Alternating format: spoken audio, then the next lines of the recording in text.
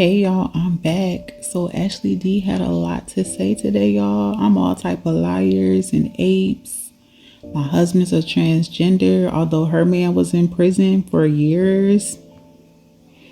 I think she also said that I'm the type of person that people don't fuck with because of my character. And I think she also was very concerned about my relationship. So let's get into one of her relationships. Stay tuned. I'm always forgetting something. We also cannot forget that she wanted to talk about contradictions. So actually, let's start there. Let's start with the contradiction from Ashley D, and then let's talk about one of her relationships. Toodles. Want your husband to come online and they drag him. Oh, he look miserable. Oh, he don't even look happy in this picture. When they one thing, it's the next. This man is an educated man with a career. How dare them fix their mouth to say anything about your husband that works very hard, where you done been all around the world, that actually has credentials next to his name. You have a head full of beautiful natural hair. You are a very beautiful natural woman. Please don't let anybody change your point of view or your perspective of your look and who you are.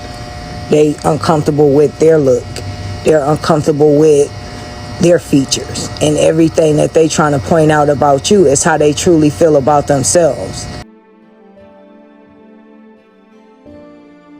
The fucked up thing is with Angie, girl, I don't even talk to Angie no more, and I ain't gonna lie, that shit hurt my motherfucking feelings. She was mad at me for going back and forth arguing with Amber, which that shouldn't have been like that personally affecting her to that point where,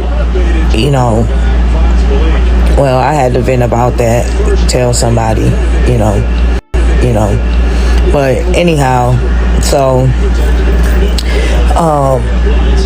True Slayer, she's a fan. We let her backstage. She didn't know how to act.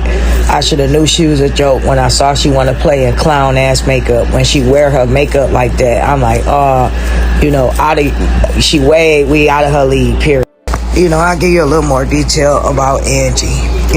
She was like, we going in two different paths with our friendship. And I'm not gonna lie, I was hurt because, I opened up to Angie about a lot of stuff, and then I kind of held back expressing that to my people around me because I don't know her personally, just through the internet. And it's like, once I got cool with Critical behind the scene, and, I'm gonna be real, I don't know too much about Critical. I thought she was cool, but it's certain things that's questionable. And I know that, Critical will say little side jokes here and there, this and that, and Angie won't pick up on it because, once again, Angie got kind of like, the little naiveness to her. I don't want to say dingy, but once I fell back with Critical, it was like out of nowhere. I don't know if she put a battery in Angie back, but all of a sudden Angie like, you don't value my friendship and just all this weird stuff. And I'm like, what are you talking about? And it was in a text message, and I'm like,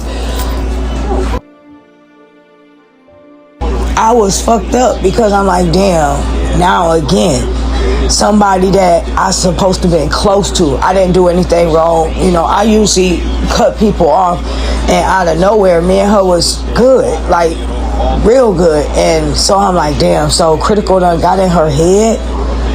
The last time when me and Angie had a disagreement, and we only had a disagreement probably maybe one time, out of our whole little friendship, we always laugh and talk and joking.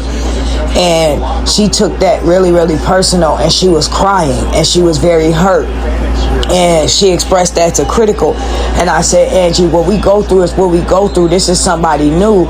You can't be telling her everything like that. I don't care how cool you think she is. And then I even expressed to her, you might not pick up on it, but sometimes, she do little funny slick stuff, Angie, and I don't like it. And I said, I don't mind if you talk to her, but when you talk to her, please do not discuss me. You get what I'm saying? And I wasn't going to completely cut her off, but I wasn't going to be socializing with her all the time like that. So out of nowhere, that happened with Angie. And then boom, when Angie did that, I was like, you know what? I'm not talking to anyone anymore. I blocked her. I blocked her on my Facebook. I blocked her on my Instagram. Blocked her on everything. Because I felt as though we were better than that. You sent me a text message. You should have made a phone call to me. If you had a problem with something I did as your friend, you expressed that to me. You vocalized that to me. Then you had the nerve to say I should have been more expressive when it came to certain things. So that's your fault if you had a problem or you felt some sort of way and you didn't communicate that with me. And I know deep down in my heart, Critical was the one behind that, because I stopped dealing with her like that. She came between our friendship. Just the way she came at me, it was like weird and it was random. And then talking about the last time I talked to you, I had a headache. What? The last time you talked to me, we talked about the same stuff that we normally talk about. And this happened right after me and Amber both agreed that you're not going to talk about me, I'm not going to talk about you. It happened that freaking day. No, the next morning, that's when she jumped on that bull crap. So I'm like, where's this all coming from? But yeah, girl. But it's Angie lost. It is what it is. I hope Critical weird ass was worth it. Shit. It's the thing too. At one point, I had stopped talking to Miranda when she was over in the chat agreeing about LaTrue. And she had an opinion about Kevin. Reality, you know, I kind of just fell back a little bit because Angie, like, you know, that's not your friend, and I can't believe she going against the family. And even me and Angie would eventually fell out, if I'm gonna just be real at this point now, because Angie, no matter what, saw no wrong in what Robert did or anything else. And I asked her what she felt about something, what she think about this, and she said, well, it's really not Robert's fault. I'm like, Robert don't support his supporters. Oh, and we can't forget that she said, I'm a jealous woman. I'm really jealous of Sean. But if you listen to these voice notes, who sounds jealous of who? It's definitely giving jealous. She was my friend first.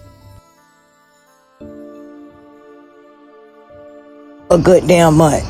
There's no way it should be any comparison to my friendship that I built with you based upon trust, getting to know you, to somebody that we really don't fucking know.